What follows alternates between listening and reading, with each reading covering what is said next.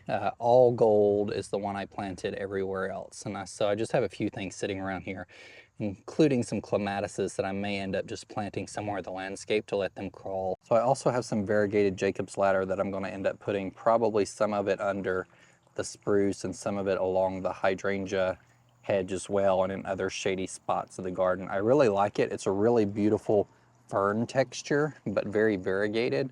So that's going to be a really good option, I think, in some of these darker places. Ferns were also another good option that people mentioned, and I actually stumbled across a very light white looking ghost fern.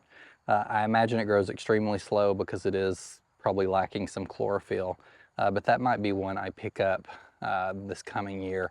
Since I haven't updated you about the 𝗩𝗜𝗗𝗘𝗦 I removed, I did come in and plant the blue shadows 𝗑𝗏𝗑𝗢, and below that I planted some of this carex, and so I think it's a nice pop of color in contrast to this blue foliage here. Looks really nice.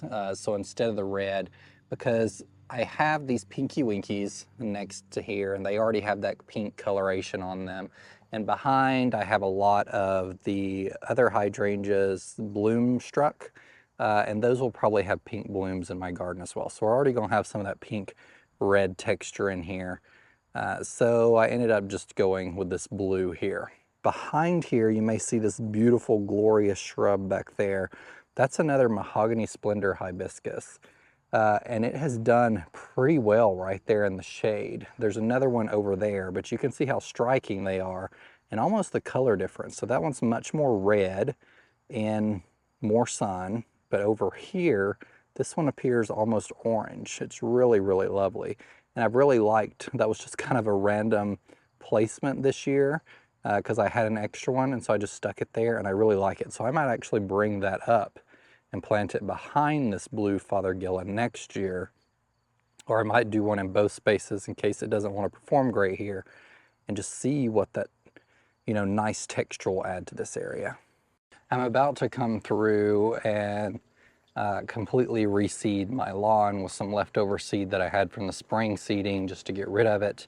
The microclover is coming up well in the backyard, but the spring seeding just didn't go as well as I wanted it to, and that's a lot of the reasons why I never do spring seeding, just because it's not always as successful. We had that really like dry few weeks in early summer that really did a lot of things in, and I think the grass seed just did not perform well because of that. I did come through also this week and I removed a lot of the perennials in the south side bed. So I've still got the hydrangeas here, and I'm going to remove those closer to the end of the month. I didn't want to do that right now and move those somewhere else. But all of the perennials except this, because I might try and give it one more chance. I think this is Blue Jean Russian Sage. I don't remember the specific variety type, but I do not have great luck with Russian sage in my garden. You can see how dry this ground looks, and it's still, no matter where I've stuck it in my garden, this is its second or third location, it just does not perform, and I have no idea why. A lot of people like really tout the benefits and say that you should add Russian sage to your garden. Well, at least for me, I have never been able to get it to perform. I don't know if it's our clay soil, but even this area, the soil's more powdery because this, to begin with, was soil that was brought into the home before we had it. It's had tons of mulch added on top of it over time. It doesn't have a supplemental drip emitter to it, so it's pretty dry. I don't know why it doesn't love this spot, but I do not have good luck with Russian sage. And if you want a similar look, I've had better luck with catmint and even lavender. So lavender, people say it's drought tolerant. I don't think lavender is as drought tolerant as people indicate that it might be. It has done really well in my clay soil. So Russian sage, I don't know what it is, but don't love it.